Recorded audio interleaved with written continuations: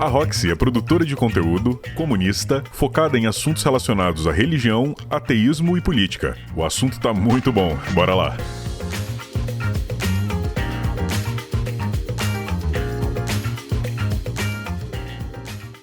Saudações cafezistas, que é o Mustefaga. Sejam todas muito bem-vindas e bem-vindos a mais um episódio do La Cafeteria Podcast. Antes de iniciarmos o podcast de hoje, eu tenho que dar os mesmos recados de sempre. Apoia-se. apoia.se/lacafeteria. Ó, pelo valor disso aqui, de um cafezinho por mês, você financia live do La Cafeteria, o podcast, vídeo, tudo. Os sorteios, todo mês tem sorteio. Você está financiando o seu entretenimento. Então, dê uma olhada lá em todos os perks que tem, vê se encaixa da forma que você quer ajudar o La Cafeteria e, né, faça parte dessa comunidade também. E também, além disso tudo, eu esqueci os livros aqui, mas está rolando a roda de leitura. Esse ano começou, 2023. Em março a gente vai começar com a comunidade A Leitura em Conjunto, mas em janeiro já saiu episódio novo, fevereiro e março já estão programados também. Esse ano a gente vai ler muita coisa massa. Ano passado, cara, a gente leu livros, desde distopia, romance, livro de terror, quadrinhos incríveis, a gente leu muita coisa boa. E esse ano a gente tá com uma lista irada também. Lá no Instagram do La Cafeteria você vai ver a lista completinha lá. E esse é um bom momento pra você mudar esse seu hábito de leitura. Tá ouvindo? Esse é o ano do BBB, tá? Então, assim, você precisa deixar de assistir? Não precisa. Mas você pode ler em conjunto com a gente, vai ser bem legal. Hoje, eu estou com a Roxy. Antes da gente começar qualquer coisa, de 0 a 10, quantas vezes você ouve na sua semana que você vai pro inferno? 8. Tô brincando. Todo dia. Todo dia? Ou que eu vou pro inferno, ou que eu vou me converter de novo. É só questão de tempo. Minha esposa tem uma teoria. Ela odeia sushi. E eu amo sushi. A teoria dela é que... Não, na verdade não é nem teoria. Ela só fala assim... toda vez que alguém fala pra mim... Não, você tem que comer... Ela, mas eu não gosto. Aí, não, é porque você comeu errado. Aí ela, não, você não tá entendendo. Eu não gosto. Ah, não, é porque você não provou o hot roll do não sei o quê. Aí ela, foda-se, sabe? Roxy, muito obrigado por aceitar o convite. Por vir bater um papo aqui. A gente vai falar sobre assuntos que são quase tabus na internet, que não deveriam ser, né? Sim. Mas antes de mais nada, eu queria que você se apresentasse e falasse um pouco da sua produção de conteúdo sobre você mesmo. Tá. Então, eu tô tentando estar na internet desde os meus 16 anos, mas não com esse tipo de conteúdo. Mas eu sempre gostei de me comunicar, eu sempre gostei de escrever, de ler. Eu sempre fui muito expressiva, eu sempre senti essa necessidade de sentir que eu sou parte de um grupo, que eu faço parte de alguma coisa e expressar para as pessoas o que eu penso e o que eu sinto. Só que acabou que não vingou, eu tentei o YouTube, não deu certo. Porque eu fiquei com muita vergonha, senti, não é pra mim. Mas quando lançou o TikTok na pandemia, eu já tinha me entendido como ateísta e eu nunca tinha tido acesso a esse tipo de conteúdo. E foi onde eu falei, gente, existem pessoas como eu, porque é um conteúdo realmente muito escasso. Uhum. E aí, quando eu já tava mais pro final da pandemia, eu falei, eu vou tentar produzir esse tipo de conteúdo. Eu sou estudante de Direito do 7º semestre, eu quero cursar Filosofia. Tô aí Legal. estudando pra ver se eu passo no final do ano também. E é isso. Meu nome é Roxana, tá, gente? É diferente. E por isso que ficou esse apelido Roxy. Eu fiz grafite durante um tempo, eu precisava de um codinome. E aí Roxy acabou Pode crer. pegando. Eu sempre fui muito assim, das artes mesmo. Mas o grafite foi uma fase assim de, 2, 3 anos. Que massa. Aí foi assim que Roxy pegou. Eu tenho um amigo, não sei se você conhece o Load Comics. Load, não. Ele é um produtor de conteúdo irado, ele é de São Paulo. Ele tá até com um podcast com o Cauê Moura, muito bom, que eles estão fazendo todo dia. E ele é um grafiteiro maneiríssimo. Vou te mandar depois pra você dar uma olhada. Eu gosto muito. Roxy, a gente falou aqui, você já se apresentou e falou sobre a produção de conteúdo e que você começou com essa ideia de falar sobre um assunto que você não encontrava normalmente na internet. E eu, também como um ateu, Na verdade, a gente vai falar sobre isso um pouco. Porque eu não sei se eu sou ateu exatamente. E eu queria uma orientação sua, porque você é realmente muito conhecedora do assunto. Mas eu sempre tive muita dificuldade de encontrar conteúdo em português. Em inglês eu sempre achei...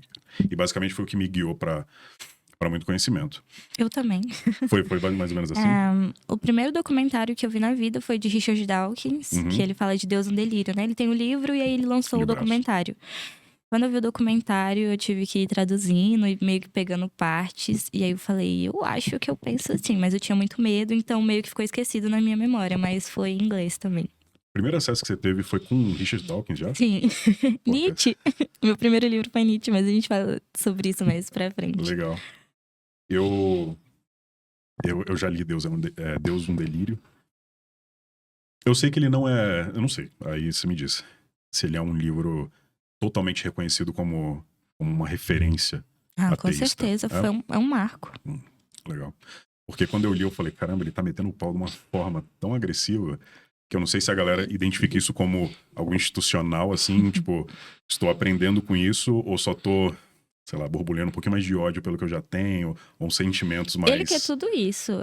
O mais legal de Deus no Delírio, pra mim, é que ele separa muito bem os capítulos e ele avisa isso, né, no prefácio. O primeiro capítulo é pra você que tem vergonha de assumir o ateísmo. A gente tá aqui pra dizer que você tem o direito de ter orgulho, quanto uma pessoa cristã tem, que você não deve se envergonhar disso. Depois, fala um pouco sobre o processo histórico do ateísmo, como ele surgiu, depois os processos históricos das religiões, depois um pouco de pseudociência, metafísica. É um pé na porta, assim. É melhor do que ler Nietzsche, gente. Deus no Delírio é um pouquinho mais leve. Com certeza. Assim, as duas grandes referências que eu tive quando eu comecei a qualquer estudo sobre... Você quer que diminua um pouco? Um pouquinho. Pode diminuir um pouquinho? Acho que um dos primeiros livros foi o Deus no Delírio e o Mundo Assombrado pelos Demônios. Carl Do Sagan. Esse, na verdade, explodiu minha cabeça muito, assim, porque esse foi o livro que eu falei, eu acho que eu penso assim. Eu acho que é exatamente isso. Eu acho que todas as dúvidas que eu tenho relacionadas a por que as pessoas pensam que existe algo, sempre que existe algo místico ao redor delas, eu acho que é exatamente isso. Eu fiquei muito impactado quando eu li. Esse é o mais legal pra mim, porque até elucidar assim para os seus seguidores e tal, eu não sou uma cientista, eu não sou uma filósofa, eu sou só uma pessoa comum. Só que eu acredito nessa democratização do senso crítico. Eu acho que cientistas têm que falar de ciência, filósofos têm que falar de filosofia, mas eles fazem isso pra alguém. Eles não fazem isso só pra comunidade científica, eles não fazem isso só pra propagar um elitismo intelectual. Eles fazem isso para que as pessoas comuns também possam pensar sobre isso, possam projetar sobre isso. Então, muita gente no TikTok vem me perguntar sobre astrofísica. Eu não vou saber sobre astrofísica, eu não tenho essa obrigação. Cria-se esse mito sobre o ateu, né? Que ele vai saber sobre filosofia, astrofísica, física, biologia, sobre evolução. Não, eu procuro saber o máximo de coisas que eu posso, porque é uma questão pessoal minha mesmo. Eu sempre fui muito curiosa. Mas saber de tudo mesmo, não. Eu acho que tirar esse estereótipo, né, do ateísmo, que você tem que ser um super inteligente ou uma pessoa super intelectual, não. Acho que não. Não é bem por aí. Eu concordo. E faz muito sentido, porque eu acho que é um achismo das pessoas colocar esse capuz no ateu de que ele não só é conhecedor da ciência, como para algumas religiões ele também é o conhecedor da parte oculta dessa religião também. Ele é colocado como uma referência ruim em todos os sentidos, né? Se é pra ciência, é porque a ciência é contra a igreja, e se é pela religião, é porque ele é contra a religião. É uma tarefa difícil. Eu vou falar uma coisa assim, um pouco polêmica. O ateu não tem que estudar pra ser ateu. Isso. 100% com isso. Eu vi um comentário no TikTok muito engraçado esses dias, que eu tava falando sobre livros e tal. E aí todo mundo falando, porque realmente os ateus que eu converso são muito inteligentes. Aí um comentou assim, eu sou ateu e eu sou burro. Ele foi bem honesto, porque assim, são umas 2.500 religiões catalogadas, fora as que não são catalogadas. Eu não tenho que estudar sobre todas elas para ter certeza que não existe. Eu foco no cristianismo porque são 86% do meu país e tem poder político, moral, ético, influenciam em tudo. E é por uma curiosidade mesmo, né? Por ser filha de pastor. A gente vai entrar nisso. Porque eu não sou filho de pastor e foi difícil pra mim. Eu imagino que pra você... Porque, assim, você ter na relação familiar alguém como um pastor e você se colocar como uma pessoa ateia, você basicamente nega 100% de tudo que ele acredita, né? E como que você convive com isso? Não como você convive, mas como vocês convivem em relação a isso? Ah, você quer saber desde o começo Por mesmo? favor. A história do meu pai? Eu vou contar rápida. Só se você quiser. Eu vou contar porque é bem interessante. Meu pai era um ateu, ele fazia palestra na UNB sobre ateísmo. Meus pais eram anarquistas. Caraca. Eles andavam de... como é o nome daquele cabelo? Moicano? Moicano. Minha mãe tinha cabeça raspada. Eles eram bem anarquistas mesmo. Meu pai tinha contato com gente da Suécia, gente de outros países, trocavam cartas. E eles eram assim, tinham esse ímpeto mesmo. Uhum. Quando eu nasci, o meu pai não era muito legal nessa época não, tá, gente? Meu pai, ele vivia uma vida bem desregrada, louca mesmo. E foi viajar pro México. E deixou eu e minha mãe. E aí minha mãe desistiu do anarquismo. Meu pai foi fazer uma tentativa de... E ele fala isso abertamente, ele já participou de outros podcasts, então por isso que eu posso falar. Ele foi participar de um assalto e ele foi pego. E aí ele ficou 3 meses na cadeia. E aí No lá México? ele passou... Não, no Brasil. Ah, tá. Foi tentando ir pro México. Entendi.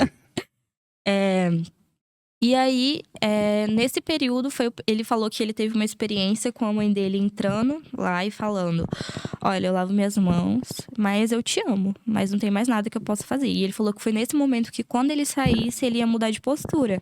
E ele encontrou esse direcionamento, esse norte na religião e se tornou cristão. Uhum. E aí ele virou cristão e se tornou diácono de igrejas inclusivas, a Igreja da Parede Preta, gente. Mas só que era um pouco mais antiga. Sim, entendi. E aí ele foi crescendo, aí era uma igreja no Coni, que era uma igreja sem parede. Não tinha parede preta. Eu sei que igreja porque, é essa. sabe, né? Não posso citar alguns nomes aqui. Eles eram amigos Legal. e tal, e fizeram essa igreja. Por divergências teológicas, se separaram. E aí, fomos viver a nossa vida, meu pai super cristão e tal. Só que eu sempre fui muito melancólica, eu sempre tive muitas dúvidas. Eu tenho diários, assim, da minha vida inteira, escrevendo as minhas dúvidas. Eu sempre tive essa inquietação de, tipo, de onde eu vim e se Deus existe, ele não é tão legal assim. Eu leio as coisas, mas não bate na minha cabeça. Mas sempre com muito medo. Eu tinha muitos afazeres na igreja, né? Cuidava das crianças, eu cantava. Eu era filha do pastor, era uma referência máxima. Então, eu cheguei a falar assim: ai, pai, eu tô com dúvida se Deus existe. Seria péssimo. É uma afronta não só a ele, mas a todo mundo, né? A igreja toda, né? E uma coisa muito ruim desse período era que eu tinha, sei lá, umas crises meio de pânico mesmo, quando eu ia pensar sobre eternidade, porque eu não tinha essa mensuração sobre o inferno, culpa de fazer coisas muito pequenas, sabe? Sei lá, perder meu bebê, ou pensar numa coisa ruim, fazer mal pra alguém. Não beija na boca, porque vai que Jesus voltar agora. Exatamente. Você tinha essa parada? Porra, na igreja que eu frequentava, era exatamente isso. Ó, se você beijar na boca, e se Jesus voltar na hora? Você vai pra eternidade sofrer por Você vai conta tomando disso? banho, vai morrer pelado. Eu tinha muito medo disso. Pois é. Mas eu fui seguindo mesmo, fui criando um personagem. E aí, tem uma parte bem interessante da história, gente. Eu sou bem de extremos, igual o meu pai. Eu virei a Ingrid Silveira. Tô zoando, pode citar nomes? Não pode, né? Eu virei a Ingrid Silveira, gente, eu era ela. Bem ela. Eu era de direita, eu era antifeminista. Nossa. E sempre, como eu fui sempre muito intensa naquilo, eu fui fundo. Olavo de Carvalho mesmo, olavista, contra aborto. Eu escrevi alguns textos, eu tenho foto com o Arthur do MBL. Eu não vou mostrar pra vocês, isso já é demais. Com o Kim também. Escrevi alguns textos pra um... Eu acho que todo mundo merece ver isso, tá? Mas não, tudo bem. depois eu procuro, então. Aí eu virei líder de um movimento chamado Direita DF. Tá. E foi justamente estudando pra refutar ateísmo, o progressismo. Aí o ateísmo, a história do ateísmo e do meu posicionamento político se misturam muito, porque eu primeiro me tornei ateísta e depois esquerdista. Tem ateus de direita, né? Depois a gente pode falar sobre isso também. E foi assim que... E meus pais estavam muito felizes enquanto eu era de direita. Mesmo meu pai não tendo um posicionamento político, era mais confortável porque eu defendia tudo que a religião defende. Por isso que eu falo que política e religião têm uma ligação, assim, direta. Uhum. Mas aí eu fui estudando, eu falei, cara, isso aqui não tá certo. eu sou negra, eu sou mulher, eu corro o risco de ter uma gravidez indesejada, sim. E se eu não tiver a abstinência sexual, não é um método realmente. Fui estudar, e aí já era. Falei, quer saber, eu vou ler, porque eu sei que eu vou discordar. E aí eu li o manifesto, e aí já era.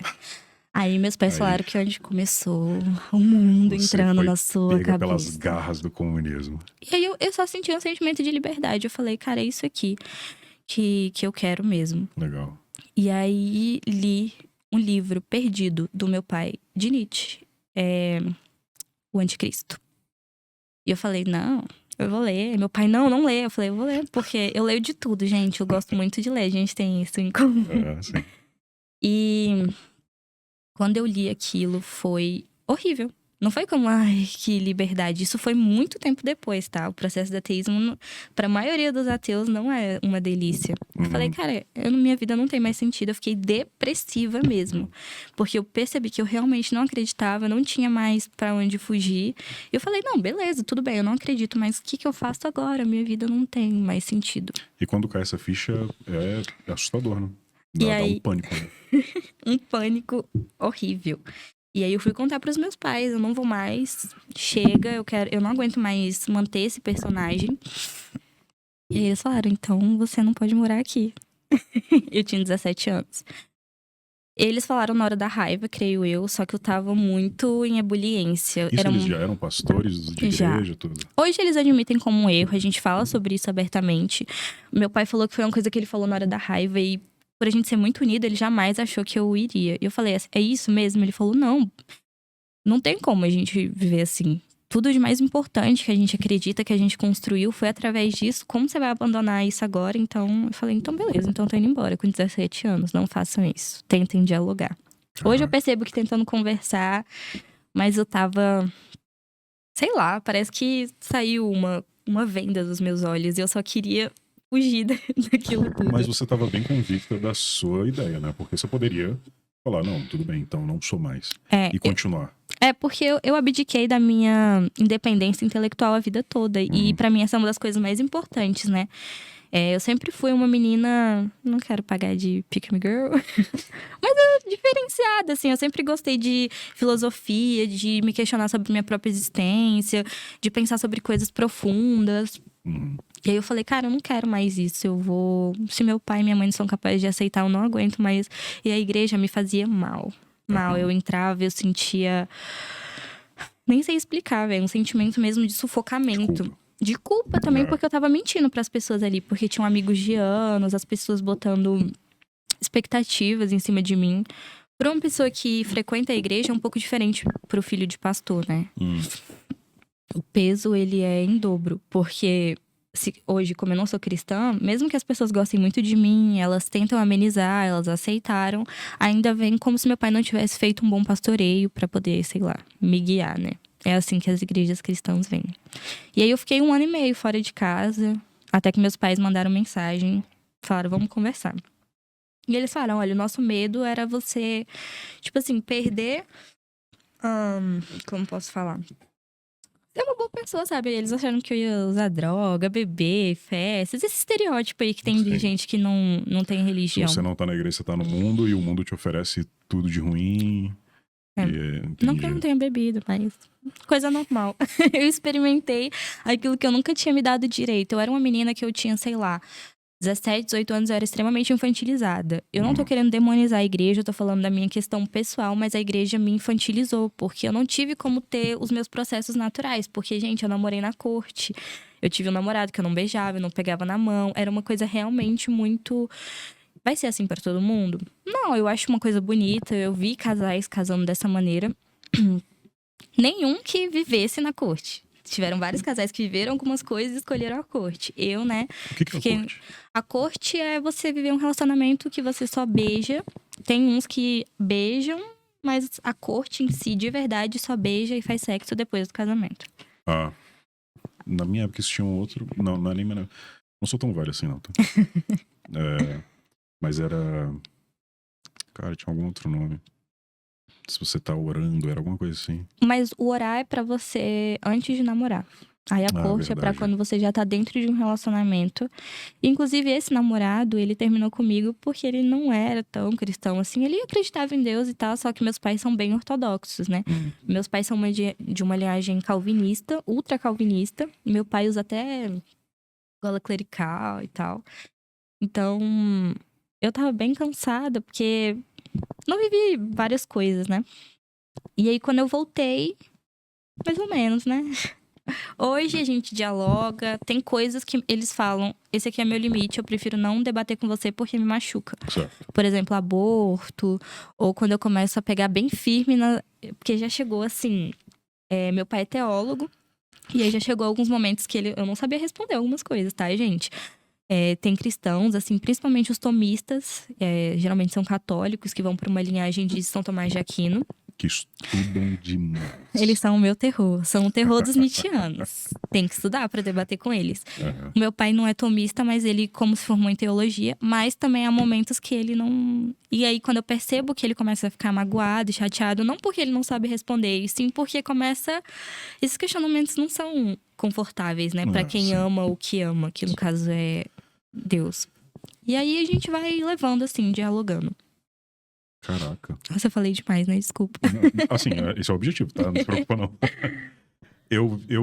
Falando do seu pai ainda e sobre essa questão, ele é uma figura diferente de um pastor. Eu vi lá nos teus vídeos, pô, ele tem alargador, ele tem tatuagem, ele tem... Pô, ele é straight head? Ele é stray edge. Ah, legal. Porque ele tem um X na mão. Tá? Seus seguidores sabem o que é stray edge? Você sabe, não sabe? Eu sei. É tipo quando você abdica de alguns prazeres mundanos, tipo bebida, drogas. Eu acho que é tipo os sigmas antigos, né? Se a gente for parar pra pensar. Os sigmas antigos. É como se você abdicasse de tudo, mas você não... Mas não é uma linha filosófica, só... É uma linha filosófica e não religiosa, né? Certo. Na verdade, você não usa droga, você não come carne, só uma mulher cuida do meio ambiente, só que não tem nenhuma ligação com nenhuma deidade. É como, por exemplo, o budismo, né? Que tem muitas linhagens de comportamento, só que não tem uma deidade específica. Esse é o stray edge. Meu pai sempre foi, né, do movimento underground de tatuagem. Meu pai já teve estúdio, já trabalhou em estúdios.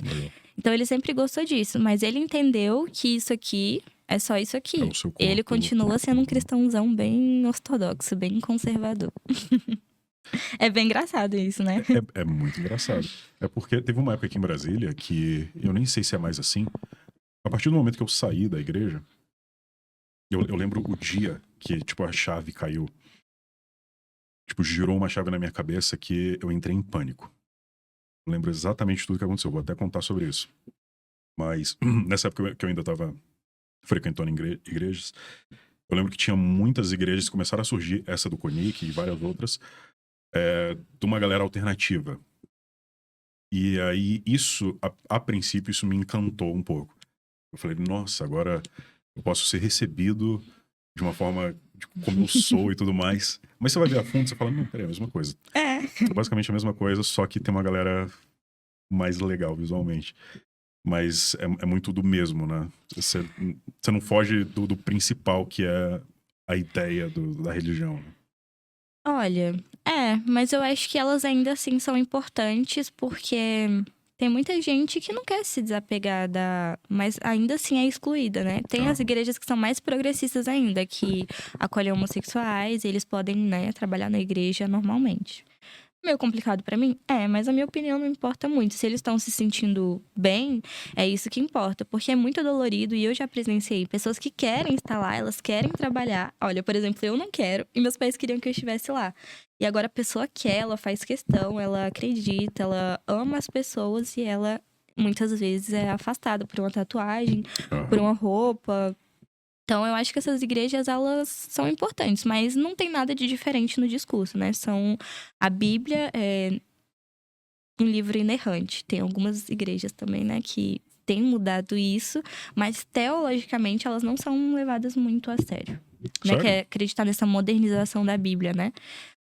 A Bíblia tem diferentes interpretações, mas ainda assim são parecidas. Agora, essa modernização de, tipo, apagar algumas coisas, porque a gente entende que a gente mudou como sociedade, é um fenômeno novo, né, da igreja, que teologicamente ainda não é meio que reconhecido. Mas pra mim, eles que se Eu não faço mais parte disso, né?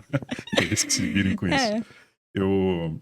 Uma coisa... Eu vou te perguntar sobre por que você virou até e por que você seguiu por esse rumo, contando um pouco da minha história. Bem rápido, não é nada muito dramático, não, é bem simples. Eu quero saber, eu adoro ouvir.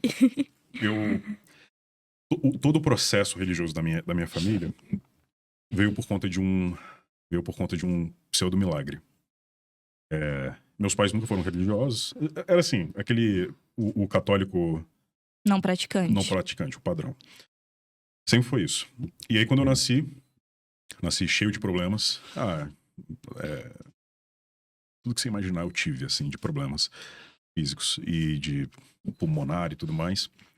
E aí, com 5 anos de idade, eu contraí alguma bactéria que ninguém entendeu o que era, e era uma parada que crescia no meu pescoço, era um negócio bem horrível mesmo. E aí, minha mãe conta que ela... Já naqueles últimos, assim, de um médico já falando, olha, melhor você se preparar naquelas coisas. Aparece uma pessoa. Aí essa pessoa fala, eu posso orar e tudo mais. Ela, na hora do cagaço, pra não falar outra palavra, acontece, sabe? Tipo, ela falou, tá, não tem nenhum problema. E sua mãe tinha alguma... Ela era bem mesmo não praticante? Não praticante, nenhum deles nunca teve essa característica. Familiar, nem de avós, nem nada. Aí essa mulher orou lá e tudo mais. Deu alguns dias, eu melhorei. E aí os médicos falaram, não sabemos o que era. Isso já, pra muita gente, é caracterizado como um milagre já, né? Automático. Aí, foi assim. Essa mulher, ela virou muito amiga da minha mãe. É uma pessoa que eu amo, essa pessoa. Eu considero ela como uma tia, inclusive. Mas a partir desse momento, minha mãe entrou na igreja. Meu pai, hiper cético, muito mais do que ela, relutou durante muito tempo. E ela me levou. Então, assim, eu já cheguei e comecei a participar de igrejas muito, muito fundamentalistas, assim, com ideias bem atrasadas, bem retrógradas, né, vendo agora, né? Porque eu não tinha nenhuma noção. Mas eu sou muito inquieto na minha cabeça. E isso na minha infância era muito ruim, porque eu tinha medo de muita coisa irracional. Muita. E os primeiros medos que eu tive na minha vida foi por conta da igreja. Era assim, o mundo vai acabar. Porra, pra que você faz isso na cabeça de uma criança igual eu? Puta que pariu. Tipo assim, todo sinal que você imaginar, hoje tá um pouco laranja o céu. Puta que... Chegou o dia. Comigo era chuva. Começava a chover e ventar muito. Eu ficava apavorada. Eu falei, Jesus vai voltar agora. E já era. E isso é um padrão, isso. Tá? E eu queria muito falar com você depois sobre isso, porque eu fiz um e-mail pra falar sobre relato ateu, né? Relato cético. E eu fiz um e-mail, lancei lá, achei que ninguém ia mandar. Tem tipo uns 20 relatos pra eu ler, eu tenho que me organizar pra ver isso. E todos seguem um padrão muito parecido disso na infância, de um pavor, uma síndrome do pânico gigante. Minha infância foi basicamente isso, foi em cima de medo. E aí esse medo, ele sempre me gerava dúvida ao mesmo tempo. Eu tô com muito medo, muito medo. Medo de quê exatamente? Aí eu ia pra igreja no domingo. Aí tudo voltava. Então eu nunca tinha um tempo pra eu pensar. E aí quando você tá dentro da igreja, imagino que foi pra você assim também, você começa a virar um membro participante dela, ativo em várias coisas. Eu também fui a mesma coisa. Fui cuidar de criança em salinha, fui ser líder de célula, que é outra parada que, nossa, eu tenho críticas criminosas sobre isso. Aí fui pra encontro, não sei se você já fez um encontro com Deus, que foi a experiência mais aterrorizante da minha vida. A gente pode contar isso depois, o que é um encontro com Deus, pra quem não sabe. É um negócio pavoroso. Enfim, tudo foi rumo a um caminho de muita dúvida, de por que eu não me sinto bem exatamente aqui? Por que eu só sinto uma pressão absurda? Até chegar um momento, aí isso tudo vai chegar nesse momento, acho que era uma virada de ano. Eu lembro disso por conta de uma luta do UFC. Eu sempre gostei muito de luta, tá? Eu fui atleta. E aí tinha um telão gigantesco fora da igreja, passando essa luta do UFC. E esse telão foi uma campanha do ano todo de doação Cara, coisa assim, de muito dinheiro pra comprar essa porra desse telão. E a mensagem do pastor final... Depois eu te conto no off, assim que... Mas a mensagem do pastor final era 100% sobre como a gente vai ganhar mais dinheiro no próximo ano. Isso me quebrou de uma forma, porque eu falei, mas peraí, o ano todo eu participei de ação social, eu cuidei de criança dentro da estrutural, lá na Samambaia a gente tinha uma ação lá, dentro da estrutural a gente tinha outra. A gente viu tudo que estava acontecendo para essas famílias, e no final, todo esse dinheiro foi para um telão dentro da igreja. Esse dia eu entrei no carro, eu despenquei. Eu falei, caraca. Chega. Ou eu entendo o que está acontecendo de uma vez por todas, ou eu vou ficar maluco. Aí nesse eu entendo, eu falei, eu vou ficar afastado um tempo para eu entender. E aí já se passaram muitos anos. Pelo menos uns 12. E foi isso. Esse foi o meu momento de breakdown. Como é que foi para você? Quando eu comecei a sentir um desconforto muito grande nos cultos. Eu via eu não passei por essa experiência como você, porque eu não tô querendo puxar a sardinha do meu pai, tá? Tem muita coisa que ele fala que eu acho nada a ver. Mas nesse ponto social, meu pai tem um projeto, né? Chamado Projeto Semente. Que ele ajuda 120 crianças lá na estrutural. Ele já ajudou 250 crianças. Meu pai vive com muito pouco, muito simples. Tudo que ele ganha assim por fora é dando aula, se especializando e tal. Então isso me deixava assim mais culpada ainda, porque eu falei, poxa, eu tô aqui ajudando as pessoas, não é tão mal assim. Mas foi a filosofia mesmo. Eu comecei a estudar sobre a visão de Spinoza, mas quando chegou em Nietzsche, ele era tão duro, ele era tão... E eu sempre fui assim... A mulher, ela é sempre colocada numa perspectiva muito subjetiva. E as mulheres têm existem estudos que provam que a mulher ela tem mais tendência a ser religiosa. Justamente pela forma como a gente é socializada. Então, quando a gente encontra uma mulher assim mais racionalizada, é uma mulher esquisita, com energia masculina. Falam assim no jeito. Ela precisa de não sei o quê. Ela tá assim, é tipo isso, né? E aí eu comecei a prestar atenção. Mas eu lembrei agora, eu tava enrolando porque eu não tava lembrando. Foi uma reunião de mulheres em que a gente tava conversando, uma coisa assim meio que nada a ver, mas foi isso que eu falei, cara, eu não quero mais estar aqui. Que a gente tava em uma reunião de mulheres, a gente tava falando sobre várias coisas do mundo feminino e a gente chegou no método contraceptivo. E aí todas começaram a meio que entrar numa vibe de que não era pra usar método contraceptivo. E aí eu falei, mas é pecado? E aí elas queriam enrolar uma forma de falar que não, mas estava soando como sim. Tá. E eu saí muito indignada dessa reunião, todo mundo ficou bem constrangida. Depois vieram reclamar pro meu pai, né? Falando que eu tava gerando uma tensão desnecessária nas reuniões. E aí eu falei, não dá pra eu apoiar isso aqui. Porque aí eu comecei a olhar pra uma perspectiva social. Tipo, a gente ajuda essas crianças que foram fruto de né, às vezes uma falta de informação, uma questão complicada da mulher com a própria sexualidade. Porque a gente precisa estar relembrando, né, sobre uso e DIU e tal. E isso na igreja, muito se fala sobre aborto.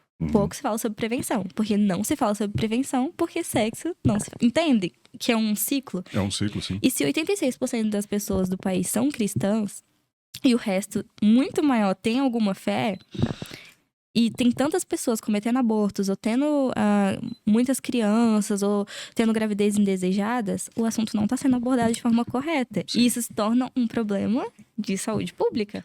Só que isso não vai acontecer. Não vai ser conversado sobre você usar método contraceptivo, sobre você colocar um DIU. Quando eu coloquei DIU, meus pais ficaram bem chateados. Porque na cabeça deles, se eu coloquei, é porque eu necessariamente ia. Não é visto como realmente só uma prevenção. Porque realmente é o meu direito se um dia eu escolher. Isso é impensável. Você não precisa porque você não vai fazer. Porque o método contraceptivo da igreja é a abstinência. Que a gente já viu que é muito falho, né? Porque sempre tem a grávida da igreja, infelizmente. Falho. Sempre tem a... Deixa pra lá. Sempre. Muitas meninas engravidam sempre nesse tem um período. acampamento da igreja, tá, pessoal? Sim. Sempre tem. Mas, novamente, eu fazer críticas à igreja não é demonizá-la. Eu tenho muito medo disso. Só que isso Richard Dawkins fala sobre isso. Sobre a religião parar de se colocar em uma posição em que ela não possa ser criticada. A política deve ser criticada, os nossos aspectos sociais, morais. A religião, se afeta tudo isso, tem que entrar pro debate. Não tem como... eu não sei se você já viu... Epifania Experiência? Não. Nossa, você vai gostar muito. Pesquisem. Mandem pra eles, marquem eles. Eu sou muito fã, sério. E aí eles falam sobre esse aspecto de verdade. Mas Certo. cada um tem sua verdade. Não. Existem verdades que são absolutas. E a que eu acabei de apresentar, por exemplo, esse desdobramento, né? É um fato, mas eles vão tentar, não, mas é o que a gente acredita, sempre com essa justificativa, né? E pra mim isso não basta. Tudo bem que você acredita, mas se afeta a vida de outras pessoas, isso precisa ser trazido à tona. E, na verdade, eu perdi uma outra conta justamente por isso, porque eu tava focando nessa questão de incentivar as meninas a colocarem DIU e respondi a alguns vídeos da crente do TikTok. Eu nem preciso falar o nome. A gente vai falar sobre isso. E aí o pessoal tava denunciando minha conta, porque eu falei abstinência sexual, mostrei estudos, né, que comprovam os Estados Unidos investiu muito nisso, viu que não funcionava, então parou de dar dinheiro para essas organizações que incentivavam a abstinência, que a Damares, inclusive, quer colocar como um dos métodos da cartilha de educação sexual. É complicado. É complicado. Tem uma coisa que o Dawkins fala que eu acho muito legal. Não é nem o que ele fala, mas ele traçou uma linha de raciocínio de que a religião, ela se coloca pro religioso como uma arma de... como eu falo? Proteção? É proteção. Eu também tô tentando não pisar em ovos o tempo todo aqui. Mas é como se fosse um escudo de proteção que te permite fazer, falar e agir da forma que você achar que tem que ser, porque você tá com o respaldo de Deus. E sem nunca receber uma resposta à altura, né? Como se você pudesse dar um Exato. socão em alguém e a pessoa tivesse que dar um trisco e olhe lá, porque a minha fé é intocável. E eu falei Deus, eu posso falar qualquer coisa. Eu posso falar sobre cartomancia, enfim, qualquer tipo de religião, qualquer tipo de crença. Mas é usar a fé ou a doutrina base daquilo como um álibi de fazer o que você quiser. Isso é muito preocupante. E isso entra exatamente nesse padrão que você falou sobre a parte desse comportamento. Essa sucessão de fatos que eles geram e eles muitas vezes não percebem. Eu sei que eu me alonguei, mas foi explicando, né, como foi esse momento. Porque eu percebi, cara, minha fé, na época eu tinha, tá afetando a vida das pessoas. Porque se entrarem pessoas simples dentro dessa igreja, elas não vão receber o suporte que elas precisam. Sabe, uma mulher, por exemplo, uma pessoa trabalha lá em casa, ela tem 5 filhos. E se ela vai numa reunião feminina dessa, ela vai ter mais 5. Se ela não for direcionada, né, E mais, não é sobre não usar o método só antes. É sobre não usar depois. Porque Deus vai mandar o filho no momento que ele quiser, sabe? Então, aí nesse momento foi que eu falei, não, eu vou aprofundar os meus estudos. E tentei meio que me redimir pelos anos que eu, né, falei contra o aborto, que eu fui muito agressiva com mulheres feministas. Eu fui, tá, gente? Mas faz muito tempo isso. Eu era uma adolescente muito lunática. E aí eu tentei reparar de toda forma que eu pude isso. Mas esse foi o meu momento, assim, de start mesmo. Legal. Em um determinado momento você falou sobre saúde pública e aborto. E eu nem ia entrar nisso aqui agora, mas eu vou falar sobre o TikTok. Porque, pra mim, que tô há muito tempo na internet, treta se resolvia no Twitter. Em 140 caracteres e você ficava naquelas threads gigantescas até nada acontecer. Exatamente. E o mundo do TikTok, que é muito novo pra mim em relação a essa parte mais da galera que produz conteúdo mais filosófico e pra gerar pensamentos, enfim. Cara, é o tempo todo assim, não, deixa eu fazer agora uma resposta pra resposta. E é um ciclo sem fim, parece, né? Tem gente que briga, igual você fala. Tem a Ingrid, tem outras figuras que estão ali em alta, fazendo o contraponto do que você produz. Eu vi que essa parte, esse tópico em específico de aborto e saúde pública é algo que parece que criou uma polêmica onde criou uma guerra ali de produtores de conteúdo, todo mundo entrou nessa e aí tem vídeos de podcasts de debate. O que exatamente representa para você não a briga, mas o debate com essas pessoas? Porque, pelo que eu vejo, eles têm um alcance muito maior do que todos. É um alcance muito maior e eu entendo o porquê. Eu entendo o padrão e tudo mais.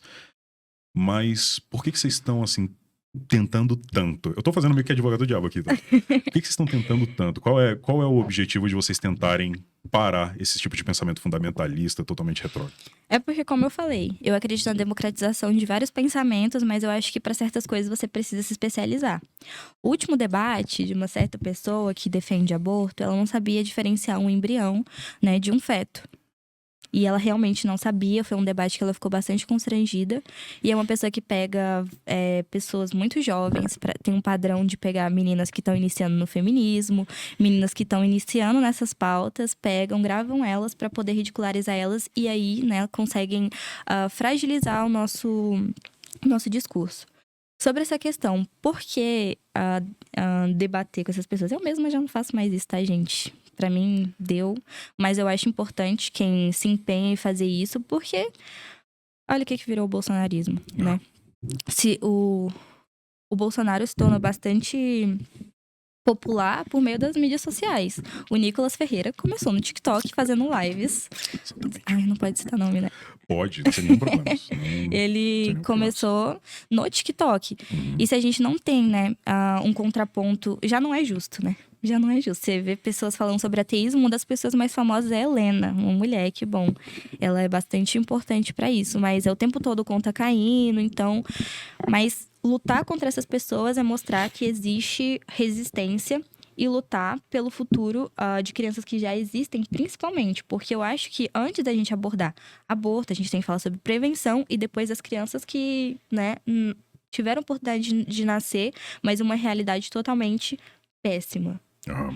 E aí, o que me fez entender que eu realmente era a favor dessa pauta e que eu queria falar sobre isso também? Hoje eu não falo mais com tanta intensidade porque é o ateísmo, mas existiu a minha fase de falar sobre isso. Porque são 86% do país, mais uns quebrados de outras religiões, e aí a gente é um dos países que tem mais abandono paterno e crianças, né, em orfanatos. Então, cadê a preocupação com essas crianças? Não dá para perceber que não é a defesa das crianças, é a defesa de uma narrativa conservadora que traz outras narrativas. E lutar pela vida dessas crianças é conscientizar sobre a adoção, né? A importância disso. Tem pessoas que se empenham em falar sobre isso também. E chegar num ponto mais sensível, que é a independência sexual das mulheres. Porque na igreja, por exemplo, vamos falar dos ultras calvinistas, que são o que eu conheço mais. A mulher nem fala na igreja. Ela não prega, ela só fica responsável em falar com crianças e outras mulheres. Então, o pastoreio, o cuidado fica com homens. Tipo, por quê? Você não tem capacidade? Vão usar parâmetros bíblicos que eu acho questionáveis. Então, assim, a mulher é sempre colocada nessa perspectiva subjetiva e em que ela simplesmente serve para isso, né? Para ter filhos, para ser uma ótima esposa. E o progressismo tá aí para falar que não. E mais porque tá dentro do meu corpo, né? É um argumento meio frágil, só que é um assunto bem complexo, se quiser especializar, aprofundar mais a pergunta. Mas eu acho que é justamente sobre isso, sobre o caminho oposto do que a religião prega, né? Sobre a submissão. A gente não é submisso. E exatamente. Juntando o progressismo feminino, né, que eu sou mulher, com o ateísmo, tem a ver com um discurso emancipatório, né?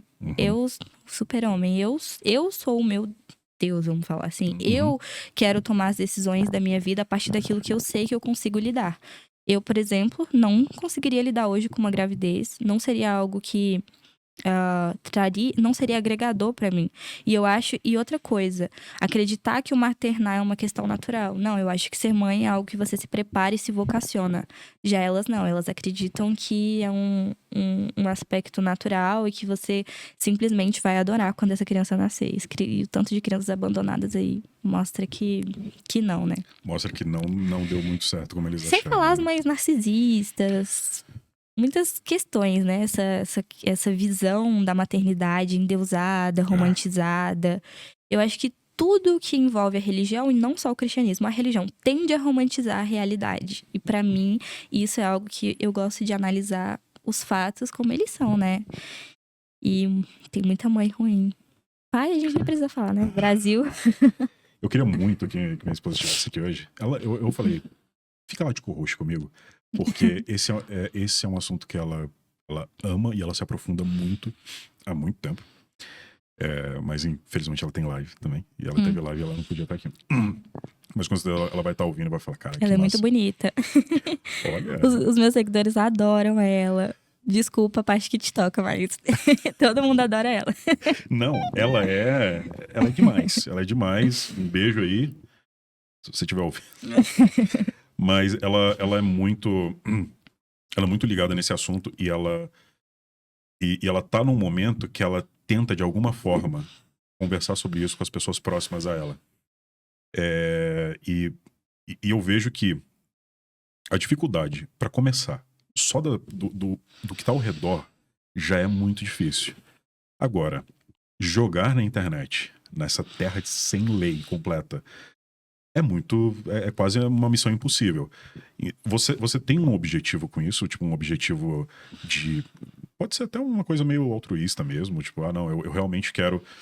Eu quero que as pessoas... Eu quero emancipar as pessoas, igual você falou. Eu quero fazer com que as pessoas tenham um pensamento livre. Eu quero que...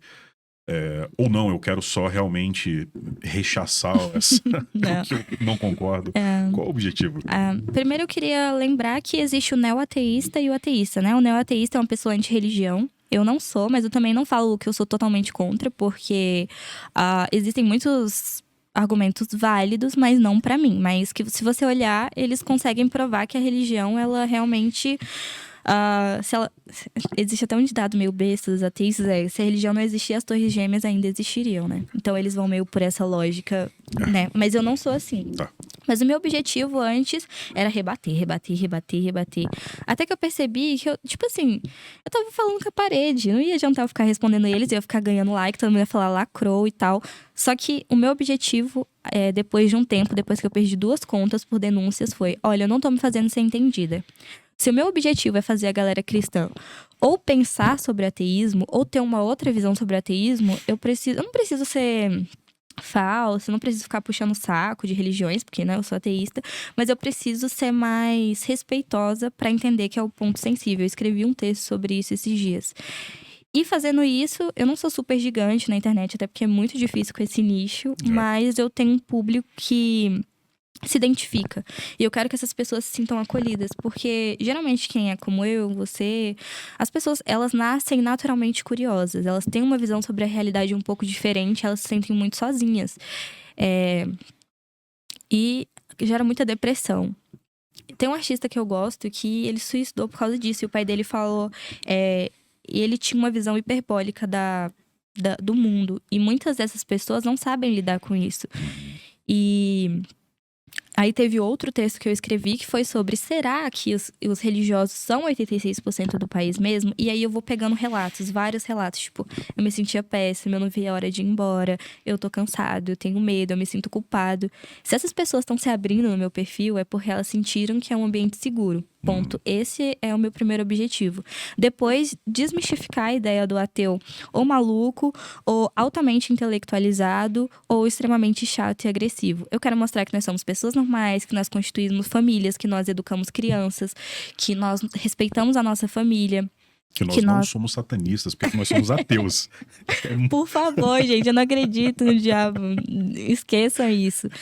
E parece até ser uma coisa boba, um detalhe bobo, mas não essa pessoa específica que a gente já citou outras vezes, mas outras pessoas que já debateram comigo queriam arrancar de mim até minha feminilidade, tá? Falando que toda ateísta é lésbica, que o entendimento de feminilidade vem a partir da religião.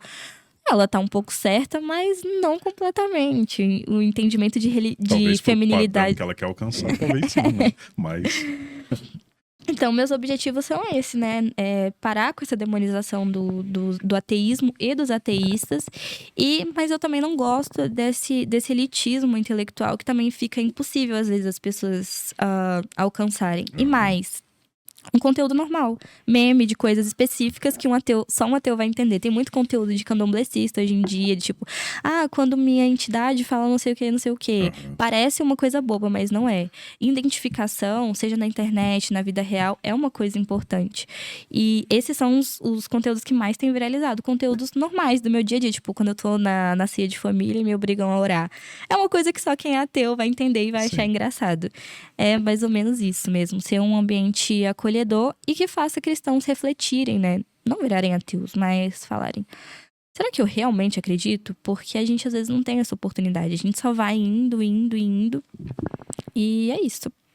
Você não quer catequizar as pessoas Não. pro ateísmo, né? Eu fiz um vídeo falando sobre isso. Entendi. E deixar bem elucidado para as pessoas que eu não tenho essa intenção. Eu posso fazer indicações de livros, eu posso falar como eu penso. Eu nem quero um mundo ateu. Eu quero um mundo menos religioso, mas não um mundo ateu.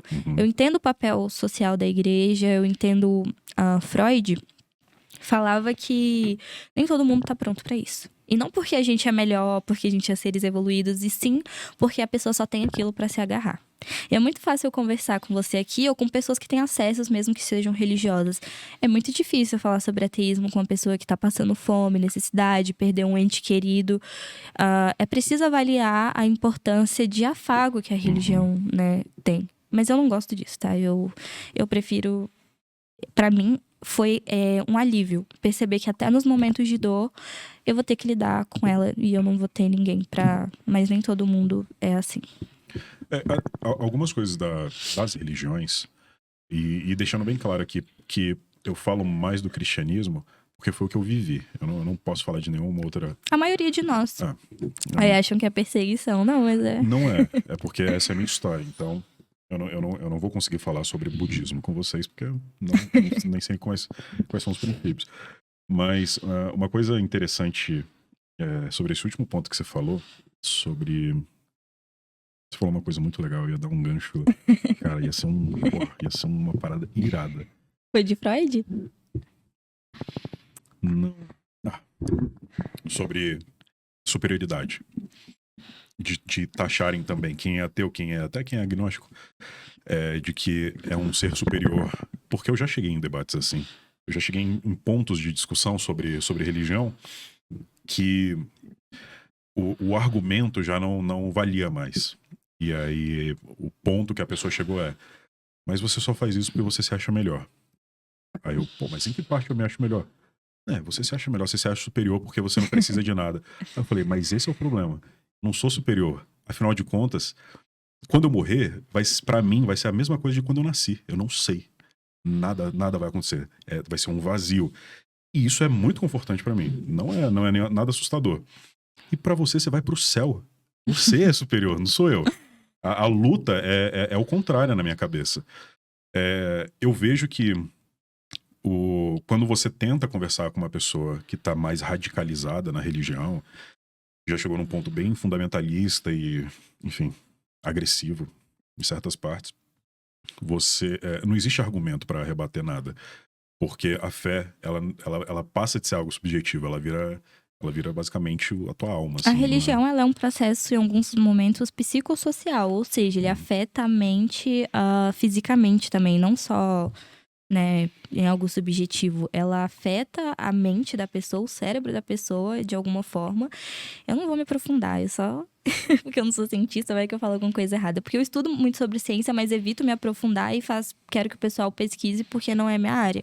Mas existem estudos que falam que a ciência, que a religião afeta o cérebro e afeta o comportamento de uma forma muitas vezes irreversível, em que realmente você pode mostrar a evidência mais lógica e mais certeira.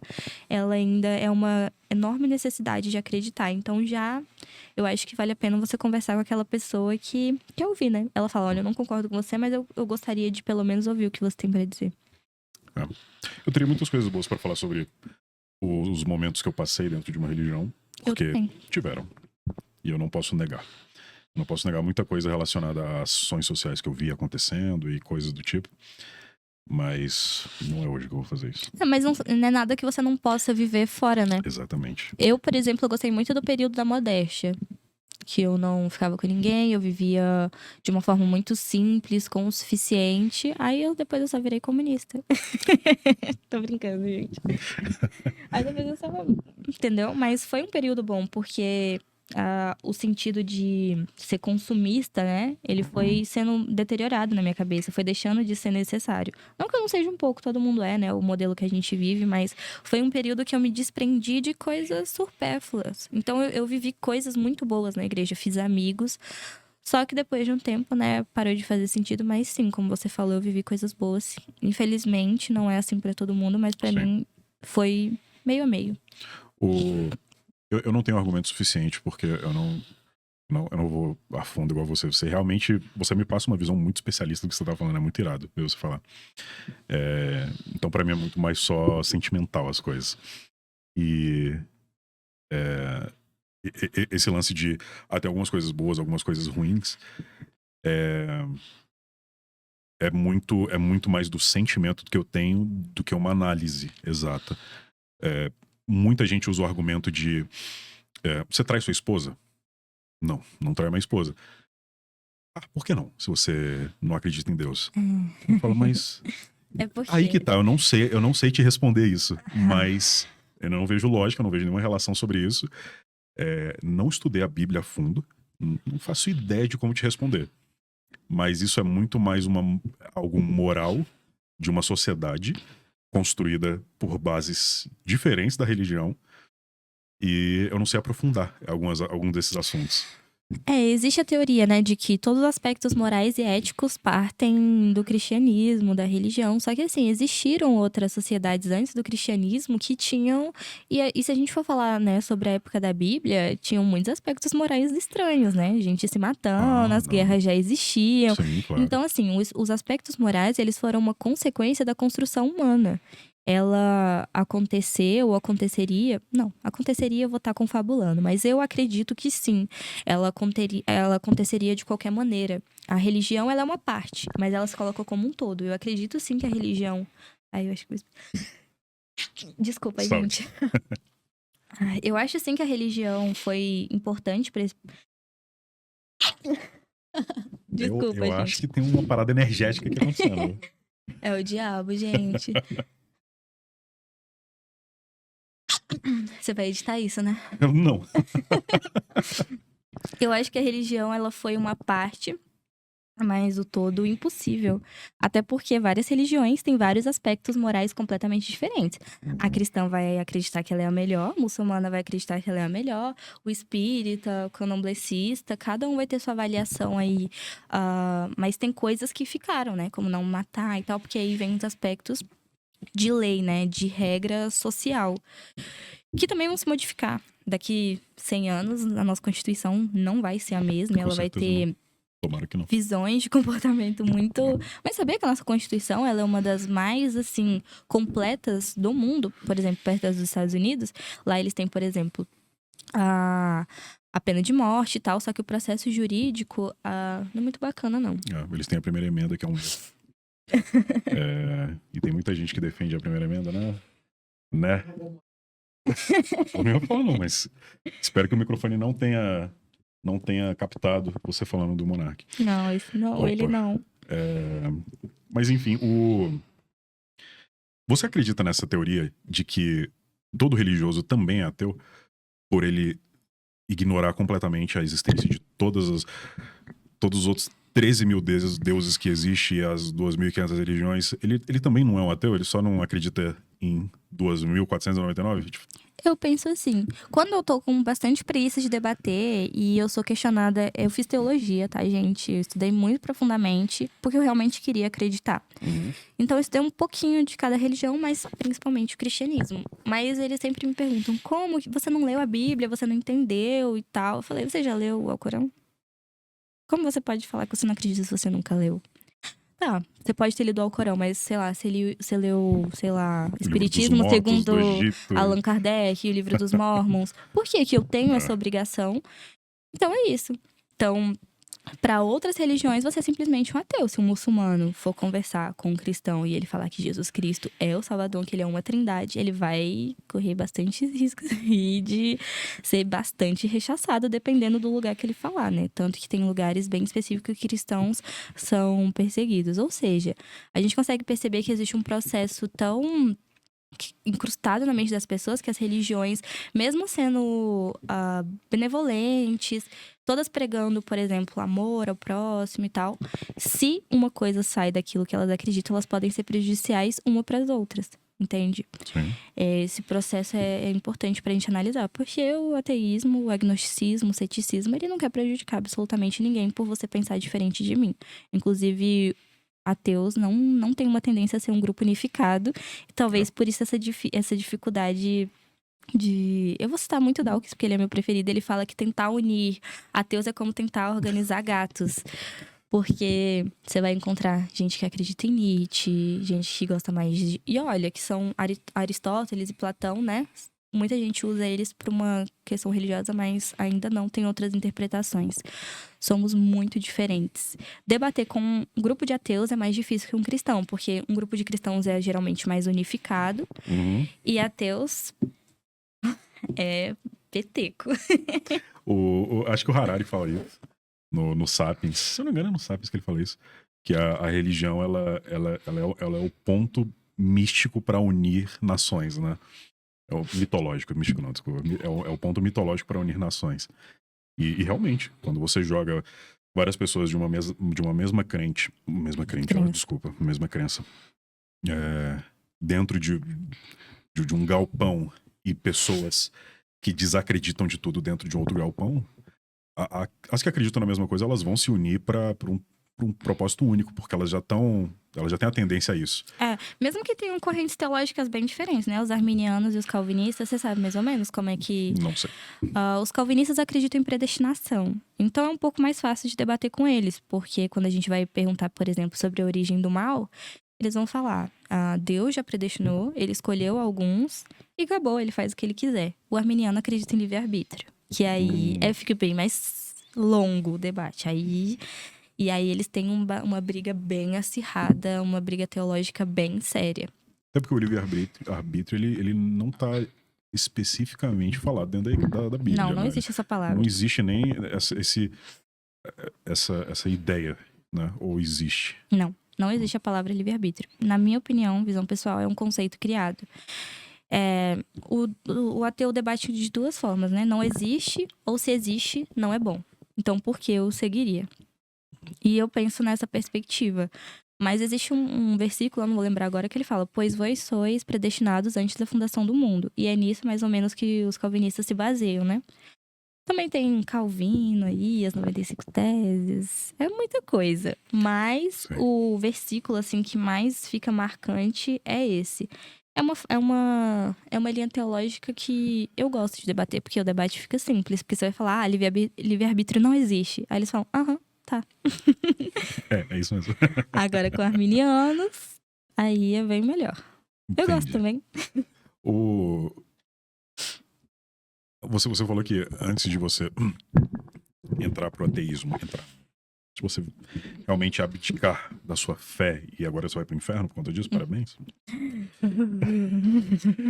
Você falou que também era... Bom, você falou aí que você tem foto com o Arthur Duval. Pô, eu quero muito ver isso aí. Gente, corta, acabou o podcast. Kim Kataguiri, enfim. O processo de radicalização política e de radicalização religiosa foi ao mesmo tempo? Eu tô falando radicalização, talvez eu esteja sendo muito exagerado, mas foi isso mesmo. Foi. Pra mim, e muita gente não concorda, pra mim estão intimamente ligados. Concordo 100%. Era a minha vontade de ser aceita, de mostrar que eu lutava por princípios do bem, por princípios coerentes com aquilo que eu acreditava. Mas eu vou falar por mim, mas eu acredito que aconteça para muitos. Esse processo de radicalização religiosa, boa parte vem de você tentar reprimir o contrário. Eu penso que isso não é um fenômeno raro. De você perceber que você pensa diferente, mas você vai falar, eu não aceito, porque o nível de rejeição que eu vou ganhar da minha família, das pessoas, dos meus amigos, de mim mesma é tão grande que aí eu vou pro outro extremo. Então eu me cego. Então eu paro de ler, eu paro de observar o outro lado e me radicalizo. É muito simples. É mais fácil. É muito fácil você criar uma narrativa boa. Sim. Contra aborto, você é vista como uma pessoa de bem, de bons costumes. Geralmente são meninas que têm um estereótipo físico muito... feminilidade, família e tal. Então, é fácil de você ser abordado por isso e falar, cara, isso aqui é verdade. Mas é isso, foi um processo intimamente ligado de me radicalizar religiosamente e politicamente. As pautas morais, elas são muito mais fáceis, né? É muito mais fácil eu falar que eu sou... Onde que eu vi? Caraca, eu ia puxar alguma coisa muito legal aqui agora. Tem uma série que eu amo, é a minha série preferida, chamada Trailer Park Boys. ela é muito tosca. Ela é muito tosca. É tipo, você já ouviu o Hermes e Renato? Não. Sei como outra referência. É tipo assim, é o trash do trash, é tipo uma galera do Canadá lá. Basicamente é a história de 3 caras, são 3 maconheiros que vivem em trailer parks lá no Canadá. E a vida deles é um lixo. E eles ficam tentando ganhar dinheiro das formas mais idiotas, assim. Cara, eu amo mesmo, de coração. Aí, eu acho que foi lá que eu vi algo relacionado a isso.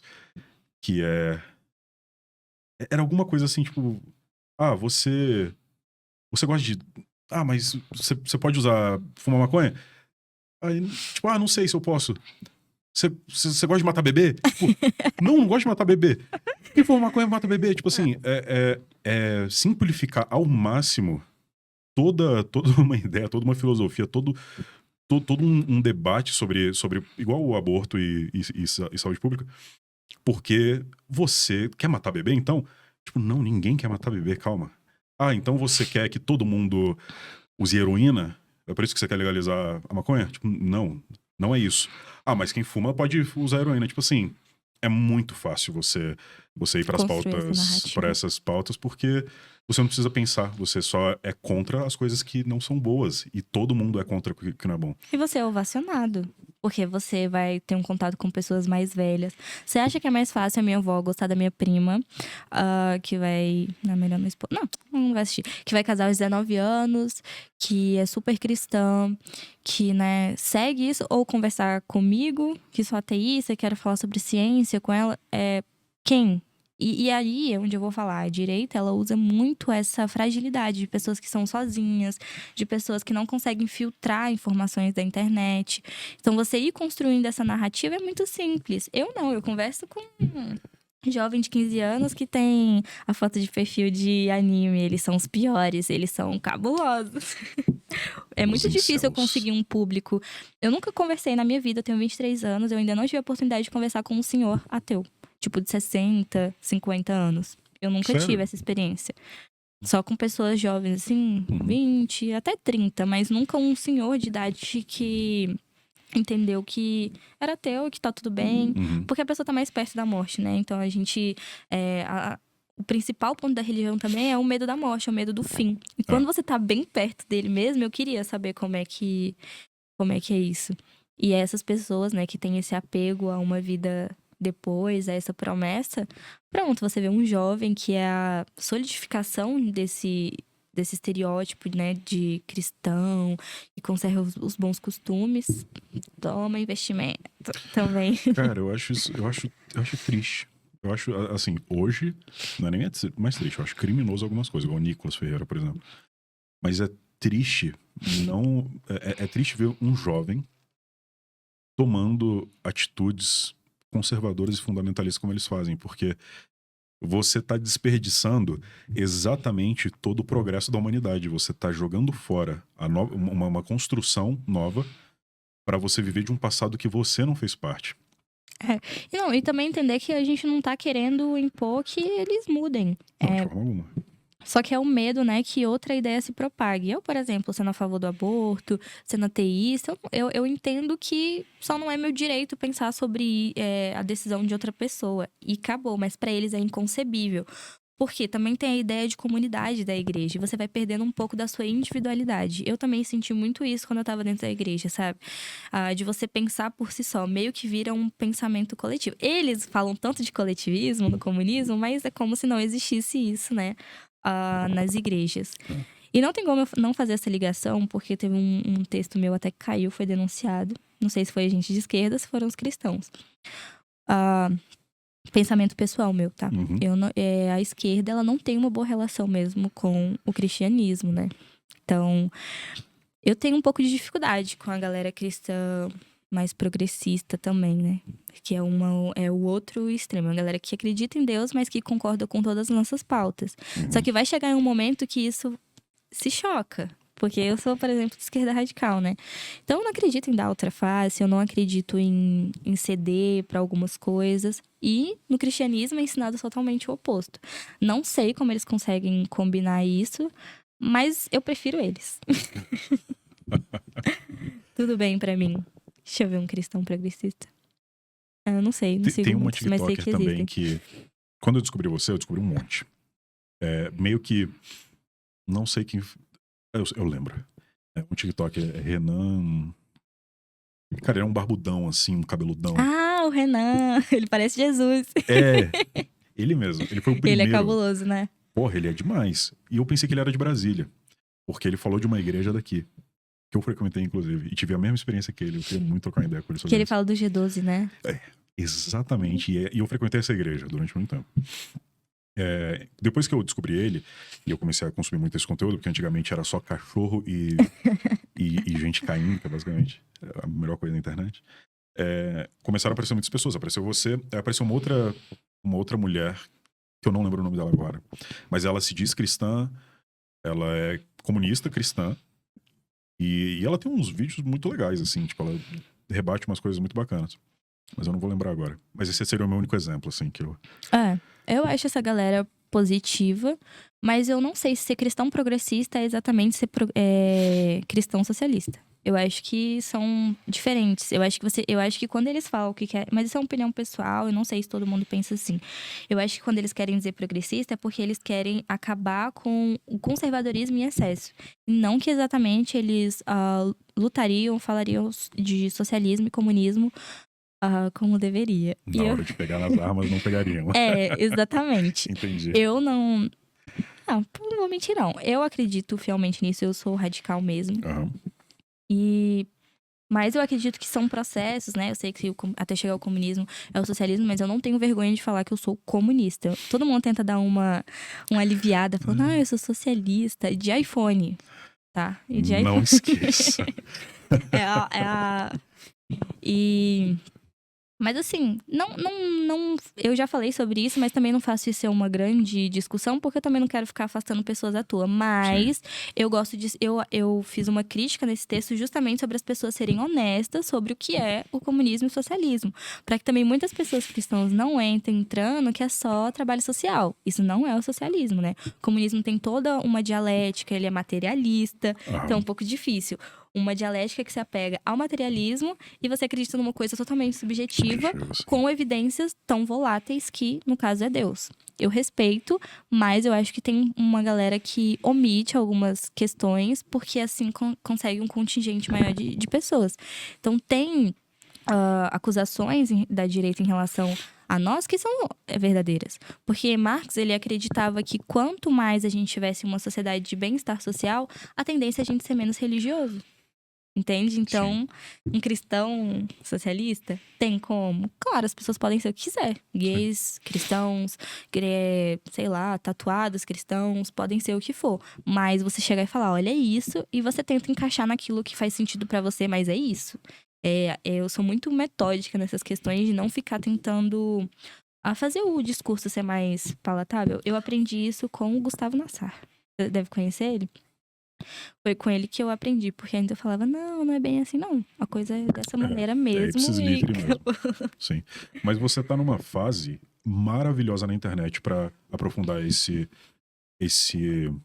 essa ideia em conteúdo, porque no YouTube, o que tá crescendo de comunista produzindo conteúdo combativo mesmo, tá, porra, absurdo. Ian Neves, o João do eu lembro dele como João da UDR, mas eu não sei qual é o nome do canal dele agora. Mas o História Cabeluda. Enfim, tem uma galera que tá... O próprio, até os mais escrachados, tipo o Thiago Santinelli, o Thiago Luigi. Santinelli, ele é super importante porque Pra caramba. não tem humor não tem nada pra ateu. Agora a gente tem produtores de conteúdo, a gente tem podcast, a gente tem... Tipo, humor é um detalhe, seria tipo um luxo. E agora a gente tem uma pessoa que é, tipo, gigantesca. E eu fui no show dele e tinha muita gente cristã e rindo. É muito importante isso. Muito. No show ele pega pesado também? Muito mais. Irado. Eu perdi o show dele em Brasília, eu tava viajando. Nossa, é muito, muito, muito bom. Aí Porque houve um cara que falou assim, cara, eu não posso rir disso. Eu sei meu caminho se eu rir disso. Ai, ai. Mas esse é um momento muito bom. Tem uma galera chegando e eu vejo que eles estão incomodando a nível assim. Eu acho que foi numa live acho que foi do próprio Ian Neves, agora eu não vou lembrar. Mas ele falando que o Primo Rico teve que contratar uma assessoria gigantesca para colocar todas as informações da forma mais difícil de se argumentar, porque Enquanto eles não precisam de nada, só estudo mesmo. Você vê que é um conteúdo leve, nele. porque a pessoa realmente absorveu, né? Uhum. Teve um debate, eu não vou lembrar agora dele, mas ele é incrível.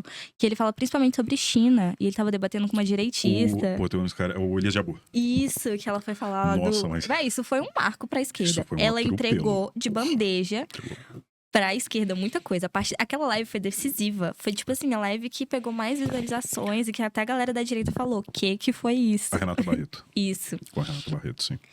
Aquele debate mostra que... o que chama a gente de intelectuaizinhos. Muita gente fala... Quando vai responder meus vídeos, né? Eu não respondo todos. Uhum. Muita gente responde meus vídeos esperando que eu vá falar... olha aqui, que não sei o quê. Eu não sei, gente, desse perfil. Então eu só comento assim, joia. Porque pra mim não vale a pena todo debate. Eu acho que nem todo debate é agregador. Mas eles acham que ser intelectualzinho... é tipo, sei lá, uma ofensa. Eu acho ótimo, porque mostra que a gente foca na intelectualidade. E aí, eu acho que é uma nova época também de trabalho de base, né? Uhum. Que é importante a gente estar fisicamente com as pessoas, mas é importante fazer um conteúdo que é complexo, ser mastigado, para que a galera mais jovem, ou mais velha, ou que é mais iletrada, consiga entender o marxismo e o comunismo, e eu acho que eles fazem isso com maestria. Eu não me foco tanto no comunismo, nem no socialismo, porque... Gente, eu sou, mas se eu falar que é meu assunto preferido, não é. Meu negócio é teologia. Legal. E filosofia. Mas eu quis entender, né, sobre Marx, eu quis estudar, falo sobre isso às vezes, mas não é o meu principal foco. Mas é inevitável uma hora ou outra, porque eu nem falo que sou de esquerda com tantas vezes assim, e falo, esquerdinha, tinha que ser, e eu tô falando sobre ateísmo, então... mas cria essa relação. Acaba criando essa relação. Que bom. Cara, esse debate do Elias com a Renata é um negócio... Nossa, foi muito bom, né? Sabe o que é o melhor de tudo? Eu vou falar de novo do Mamãe Falei, porque você tirou uma foto com ele.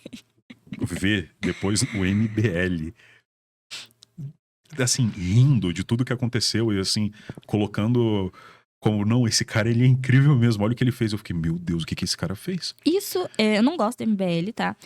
Eu até conversei com uma galera, assim, que era de um nível mais baixo, né? Não foi com o Arthur, nem com o Kim, mas pra poder escrever uns textos pra eles e tal. Mas eu não gosto deles, não tô defendendo aqui, tá, gente? Mas o que eles fizeram, esse vídeo rindo, se chama honestidade intelectual. É quando você perde um debate. Isso acontece, tá? Eu sei de muita coisa, mas eu já perdi debate pra... Não, nunca na internet, mas quando eu tava no começo, pra um cara que eu conheci, foi aí que eu falei, cara, eu preciso estudar, que era um tomista cabuloso. E aí eu fui estudar Sumas Teológicas, 5.000 páginas. Foi questão de honra pra mim. Foi questão. E é muito difícil, porque São Tomás de Aquino fala sobre metafísica e não é fácil de absorver. Se eu disser que eu entendi tudo com maestria, eu vou estar mentindo. E ver a direita admitindo isso mostra que a gente tem pessoas aí impecáveis. Qual é o seu... Cara, eu vou fazer uma pergunta tão idiota agora. Qual é o seu sonho de debate? Você contra quem? Posso começar? Uhum. Eu e o Paulo Cogos. Cogos? Eu queria muito sentar. Sabe por quê? Não. Se liga nessa, Henrique. Tanto o Cogos quanto o Monark. Eu tenho uma teoria de que um maluco, você só conversa sendo mais maluco ainda. Eu acho que eu faria uma coisa inacreditável na internet se eu sentasse na mesa com eles. Eu ia levar eles a um nível jamais visto na internet. Porque eu acho que não existiria um debate. Lógico que eu tô sendo bem irônico aqui. Mas eu acho que seria uma experiência incrível eu poder sentar com eles. E eu digo isso porque tem um podcast do... Qual é o nome dele? Cara, ele tá até entrevistando um monte de gente da esquerda agora. O Petri. O Petri, aham. Eu esqueci o nome. A Deriva. Obrigado. Ele fez um podcast com um cara chamado Mário Schwarzman. Muito bom. Você assistiu isso? Muito bom. Olha, ele morreu. Não depois do... Não por podcast. Alguns meses depois. É porque o Mário Schwarzman era tipo assim, o cara mais maluco que existia na internet. Ele era tipo um Paulo Cogos com cogumelo, sabe? Era uma coisa absurda. E o Petri, ele ficou 3 horas ou mais, eu acho que é tipo umas 5 horas de podcast, deixando o cara falar. E entrando na pira. E eu acho que foi uma das coisas mais incríveis que eu já vi, em nível de loucura. Nossa, eu vou assistir. É uma loucura, porque o cara começa a falar, e aí o cara é antivacina. E ele começa a falar, e o Petri fica... Eu também sou... ele é terraplanista, eu também acho que eu sou. Aí ele... Você não acha não, você tá me tirando. Ele, não tô não, eu tenho certeza que eu sou também. Cara, é muito irado. Tentando provar que como a Terra é plana. Nossa, terraplanista é difícil. Não, terraplanista, bom, enfim. Mas pra você, qual seria, assim, o debate...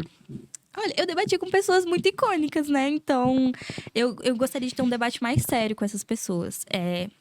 Infelizmente, a Ingrid, ela postou um debate com uma menina feminista e ela não soube responder direito que era problema de segurança pública e ela cortou e postou isso. Então, eu gostaria de debater com ela mais seriamente, porque na live que eu fui debater com ela foi sobre armamento. E nem é meu estudo de especialidade, eu sei um pouco sobre o assunto. E aí ela ficou sem resposta e ela tava com outra amiga dela, Jopanite, Gabriel Silveira, também são meio famosinhos nesse meio da direita. Eles começaram a cantar no meio da live. Então, tipo assim, começaram Era um debate aí, começaram a cantar. começaram a meio que ironizar e eu não consegui concluir o meu debate. Então, eu gostaria, porque primeiro que eu ia explodir a cabeça dela quando eu falasse, olha, eu não sou feminista, eu sou marxista, eu entendo o progressismo feminino como parte dessa luta. O feminismo não inclui todas, você tá certo, mas por que você tá falando isso se você nem se importa com isso? Elas falam, porque o feminismo não inclui as mulheres pobres, negras, as transexuais. Mas você é transfóbica. Então... O que muda pra você, né? Então, eu acho que explodir a cabeça dela, porque ela sempre debate com uma galera muito específica. Ela foca muito no feminismo, mas ela não entende que os assuntos que ela aborda, né, afloram muito mais. Nicolas Ferreira, não, de novo não. Essa galera, quando vocês marcam esses debates... Não marca. Sempre foi aleatório comigo. Como assim aleatório? Tipo... Eu chamava na live e ela me subia. Como assim? Ela tava em live no TikTok, eu ia pedir pra subir e acabava me subindo. Falei, Roxy. Então, é isso aí, tipo isso? Aí eu falo, não, eu quero falar com você sobre isso e isso. Aí começa o debate. Só que, tipo assim, nessas lives são muito imaturas, né? Porque gente falando em cima de todo mundo. Eu já vi debates em podcasts. Foi no mesmo que aconteceu o debate do Jabô. Tinha um agnóstico, um ateu e um cristão. Inclusive, o agnóstico era o mais inteligente. Ele arrasou. Ele foi muito bem. Gosto muito dos agnósticos. Era nesse ponto que eu ia chegar, porque eu não sei se eu sou 100% ateu. Eu acho que eu sou um agnóstico, na verdade. Por quê? Você acredita em que exatamente? Eu não acredito em nada, só que ao mesmo tempo eu não consigo parar de querer conhecer um pouco mais de tudo. Mas eu vou um pouco muito além. Tipo, qualquer coisa que surja, eu sou muito nerd, muito. Então qualquer coisa que apareça pra mim, que me interessa, eu vou muito a fundo. Eu sou assim também. E é foda, porque... Enquanto eu não destrinchar o assunto, eu não paro. Então eu falei, eu gosto muito de religiões. Gosto muito de religiões. Eu gosto muito de seitas. Que interessante essa seita. Beleza. Quem são todos os escritores relacionados a isso? Eu vou a fundo. Eu procuro até assim, tá bom, isso aqui tem uma coisa bem específica, tipo a Rosa Cruz. O que é a Rosa Cruz? É isso, bacana. Aí eu vou ler tudo sobre Rosa Cruz, eu vou procurar centros de Rosa Cruzianos aqui em Brasília, vou atrás e converso, não sei o que. E isso sempre me deixa uma pulga atrás da orelha do tipo... talvez eu não seja totalmente ateu, porque essa minha busca ela é mais por curiosidade... Ou eu ainda tô num processo de descoberta? Eu nunca sei. Mas um ateu pode ser ateu e ele pode ficar nessa procura de que alguém prove que existe alguma coisa. E todo ateu é assim, sabe? Todo ateu quer que a ciência esteja errada. Eu ia adorar se eu simplesmente descobrisse que Deus, de alguma forma material, uma evidência realmente cabal existisse. Eu não teria vergonha de dizer, gente, eu errei. E eu ia me aprofundar nisso muito. E aí, a gente teria outros problemas. Por exemplo, a crítica a esse Deus, do porquê ele fez o que fez. Então, as pessoas acham que talvez uma evidência cabal de que Deus existe seria... Não. Aí seria um mundo... Outro mundo, né? Tipo, pós-descoberta de Deus. Mas como não... Até hoje nada foi o suficiente pra mim, eu continuo nessa busca de entender como funcionam as religiões. Eu não consigo ver isso como agnosticismo. O agnosticismo tem a ver com o que você pensa sobre Deus. Bom, eu não afirmo e nem nego, né? O ateísta, ele nega até que apareça uma evidência. O agnosticismo ele meio que... Ele flerta Uhum. com muitos pensamentos, com muitas questões. Essa é a grande diferença. E todo mundo fala, né? Como você vai negar? Por quê? A ciência, ela nunca quis provar a inexistência de nada, né? Não tem como eu falar assim, um bule voador, um dragão, não existe. Ah, tá, me prove. É o dragão na O garagem ônus da prova é de do quem Sagan. acusa, né? Sim. Esse é o argumento mais simples, Aham, assim, sim. do ateísmo. Mas, no fim, eu, fazendo minha análise clínica aqui, eu acho que você é um ateu, sim, só bastante curioso. Uhum. A curiosidade, ela é a amiga do ateísmo, né? Eu estudo sobre umas coisas, assim, bem nada a ver mesmo. Eu gosto de estudar sobre como funcionam os milagres, porque vai ter bastante ligação com neurociência, vai falar sobre hipnose. Eu adoro seitas também, tá? Eu adoro entender como a gente tem o poder de manipular a mente de outra pessoa. Isso é um poder gigantesco. A gente pode gerar sensações de onde Uhum. Deus tá aí pra provar isso. Pode manipular pessoas a se... Pra não desmonetizar, né? Não Sim, pode... Jim Jones por aí, vai. Sim. Então, eu acho que o ateísmo não tem problema nenhum você ser ateu e ser bastante curioso, né? O que diferencia do agnosticismo é... Eu tava assistindo um podcast do Daniel Gontijo, Uhum. que o entrevistador falava que o agnóstico é um ateu um pouco medroso. Se a gente for falar grosseiramente, pode ser isso. Pode ser, né? Sim, claro. Pode ser aquele que pode ficar nem no céu nem no inferno, vai ficar no purgatório. Acho que você me convenceu, eu sou ateu mesmo, então. Acho que tá certo. Pra gente ir pros finalmente, Sim. eu queria ir um pouco agora pra uma outra área, ainda tendo alguma relação com o que a gente tá falando, sobre cultura pop. Se alguma coisa te influenciou pra seguir os caminhos que você seguiu dentro da cultura pop, que seja um álbum de uma banda, que seja um quadrinho, um filme, uma série, não pode ser nada intelectual. Não pode ser Freud. Freud não existe mais. Deus está morto aqui. Nossa, eu vou ter que pensar bastante. Uma série, pode? Pode ser.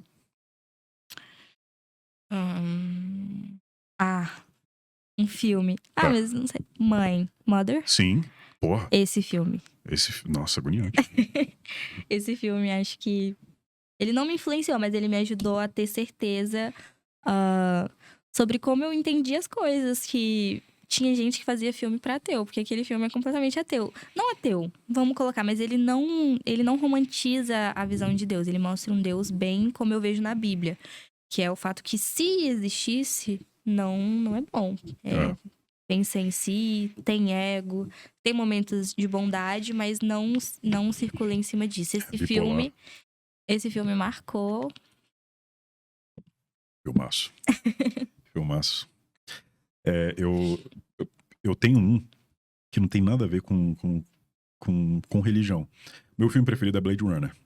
Blade Runner. E eu já li o livro, que é Os Androides Sonham com Ovelhas Elétricas, enfim.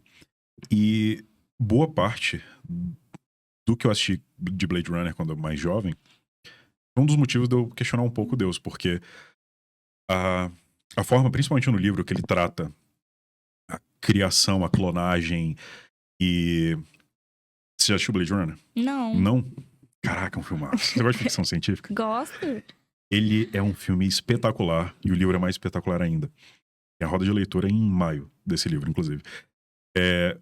Ele aborda... Ele é um filme de ficção científica que é basicamente um detetive, que ele é um Blade Runner. Essa é tipo a categoria de detetive policial dele.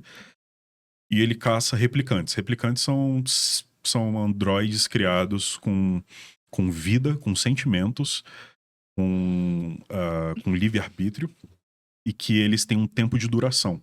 Assim, ele nasce e ele morre daqui a 4 anos. Ele já nasce um adulto.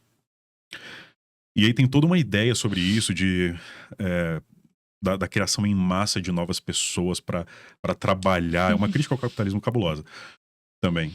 Só que o final do filme, quando você... Porra, caraca.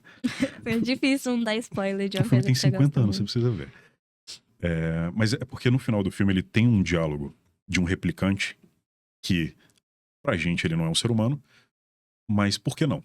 Sabe, por que não? Ele foi criado assim. E quando ele se coloca num momento de eu vou morrer, acontece uma coisa incrível. E aí, fica aí pra quem não assistiu pra assistir. Esse filme me deixou muito perturbado em relação a acreditar principalmente em alma, em pra onde eu vou quando eu morrer. Porque imagina, você é criado agora, você tá aqui, você. E você descobre, porque é assim que acontece, você descobre que você é um replicante. Que tudo que você viveu, você não viveu nada. Foi tudo implantado na sua cabeça e daqui a 20 minutos você vai morrer. E aí? Você é você ainda, você ainda tem os seus sentimentos, você vai entrar em parafuso, que é o que acontece no filme. Mas foi isso pra mim. Eu lembrei de um livro também, A Droga da Obediência. É um Nossa, eu amo livro esse bem livro. antigo. Esse livro Eu também amo esse foi livro. bem importante para falar sobre o comportamento de obediência cega, né? Que a gente vai fazendo as coisas no automático. Esse livro também me marcou bastante. Foi um dos primeiros livros, assim, que me fez ser leitora. A Droga da Eu também. Obediência. Foi na escola, eu li, tipo, na 8ª série, eu acho. Eu acho que muita gente, na verdade. Acho É que tipo sim. o Diário de um Banana da galera mais... Eu tô percebendo que tô ficando mais É velha. alguma coisa Bandeira, como é que é? É do Pedro Bandeira, né? Verdade. É. Roxy, obrigado. Muito obrigada a você. Foi muito legal, eu espero que vocês tenham curtido participar. Acho que a gente não falou nada que não vai dar problema pra Eu gente. espero que não. É porque assim, você falou que você teve um monte de conta banida. Não. Dessa vez não, gente, não é possível. Eu trouxe uma bomba relógio pra esse podcast. Mas muito obrigado mesmo, de verdade, por aceitar o convite. Esse é um assunto que eu pretendo explorar ele muito mais. Mas como eu falei, eu não sou nenhum intelectual, eu não vou a fundo. E eu acho que ter conversa com pessoas que vão a fundo em vários temas, principalmente os que me interessam bastante, é bem legal, agradeço bastante. E agora eu dou a oportunidade, é a sua câmera, inclusive, se você quiser falar alguma coisa pra galera que tá assistindo, que seja uma dica, que seja uma indicação, ou qualquer coisa, fica à vontade. Então, primeiro agradecer a oportunidade. Eu não sou tão grande assim, então eu esperava que se algum disso fosse acontecer, fosse demorar um tempo a mais. Eu também sou não, tá? Então isso mostra que eu, né, estou indo pelo caminho certo, estou chamando a atenção das pessoas que parecem comigo, e é isso que eu quero também agregar. E deixar a dica pra você que eu não quero, né, como eu já falei, que você se torne ateu, mas pense sobre a vida. Pense sobre a existência. Ela é muito curta e ela é muito estranha pra gente viver no automático e simplesmente aceitar as coisas como nos são ensinadas. Tudo que eu peço, né, pra juventude, tudo que eu espero pra juventude é que a democratização do senso crítico, da análise crítica sobre a própria existência e sobre como a gente vive em sociedade para que ela possa ser cada vez melhor, tanto no seu âmbito político quanto na nossa convivência social e moral. É isso mesmo, gente. Muito obrigado pela oportunidade. Uma última coisa. Aham. Seu nome é referência à música do The Police, Roxane? Não, é esposa de Alexandre o Grande. Ah, Meu pai gosta muito de história. legal. E aí ele escolheu por conta disso. Bacana. Muitíssimo obrigado. Obrigada a você.